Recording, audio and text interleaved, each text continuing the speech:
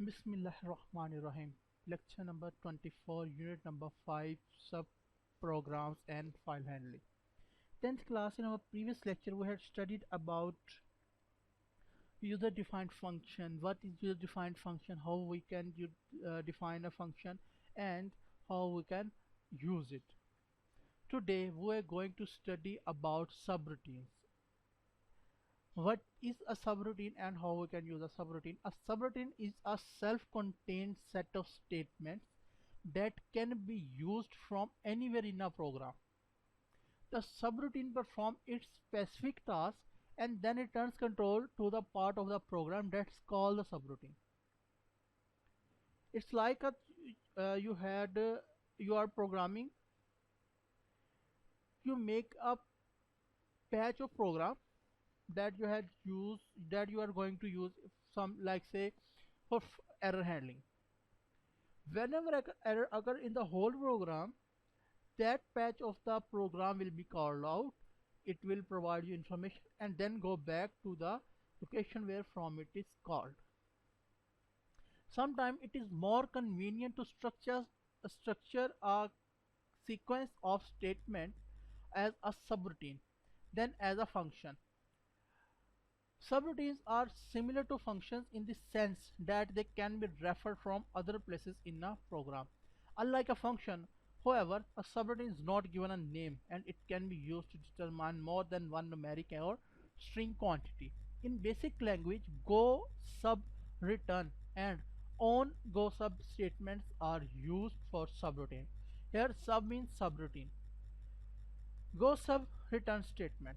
Purpose to branch to and return from a subroutine. To branch to means to go to the subroutine and return from and then return back to the where from it is called. A subroutine may be called any number of time in a program and a subroutine may be called from within another subroutine. Such nesting of subroutines is limited only by available memory.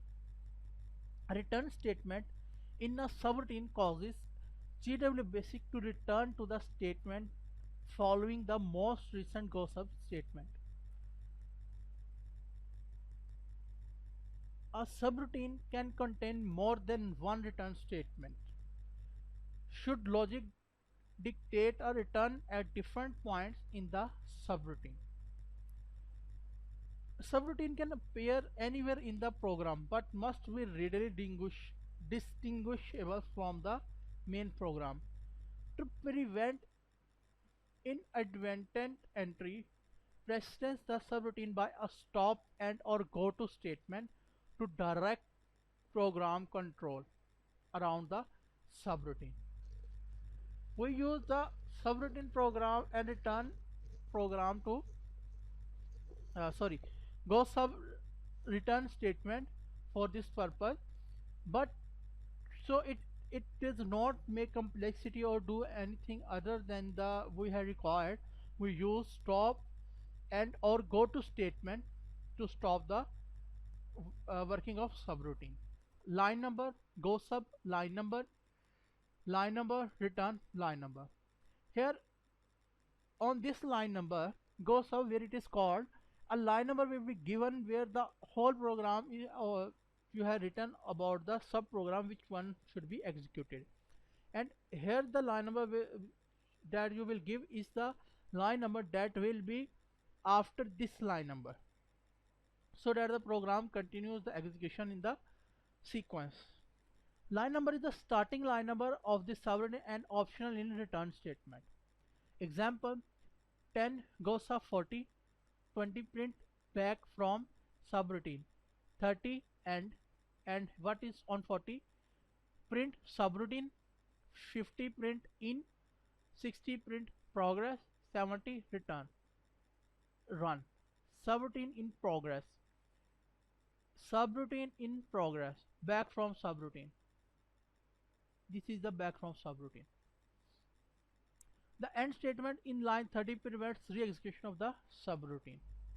So I hope so you have understand the working of the subroutine. Let's do it. Read or understand. Try to understand the example again. The program ends on 30. Here we had write that go subroutine on 40, line number 40. On 40 we had type print subroutine semicolon, 50 print in semicolon, 60 print progress, and then on 70 we had written that go to run return mean it will go to the line number 20 after the line number on which the go subroutine statement has been called, where it is written print back from subroutine and then end. After the program is ending here, but due to go sub on first line number 10, first these three lines executed, then this one, after that this will be executed and then the program will be ended. Next is file handling. A computer can process large amount of data. To know how data can be written and read from files, we must know a brief concept about the file. Thus, we need to know about data items and records. Characters consist of alphabets, digits and special characters. These are represented inside the computer as a sequence of 1s and 0s. Data 1s and 0s. Data fields are group of relative characters to have a unit of information. For example, a student name, his roll number are two different data fields. Record.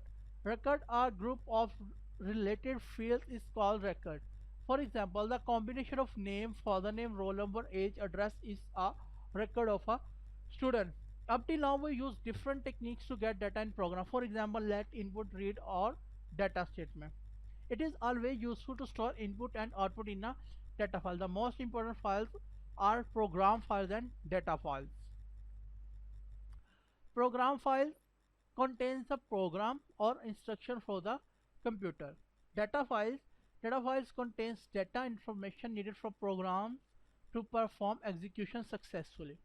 Data files are linked to or included with the program file during runtime or completion time. Completion time. These two access methods are called sequential or random. By definition, sequential access means that the data contained in the targeted files will be accessed in order in which it is physically stored on the disk. In other words, if you want to access the 25th record within a file, record 1 to 24 must be accessed first in order to reach the 25th, that is the target record.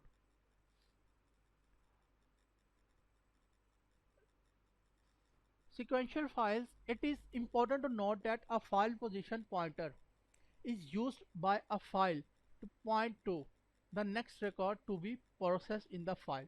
At first, the pointer starts at the very beginning of the file, therefore pointing to the first record, and then it is incremented to each next record while cycling through the file. This is how sequential access is able to work.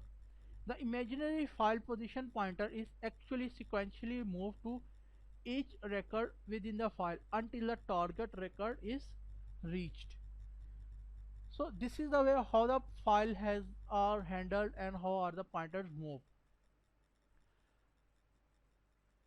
Let's wind up our today's lecture.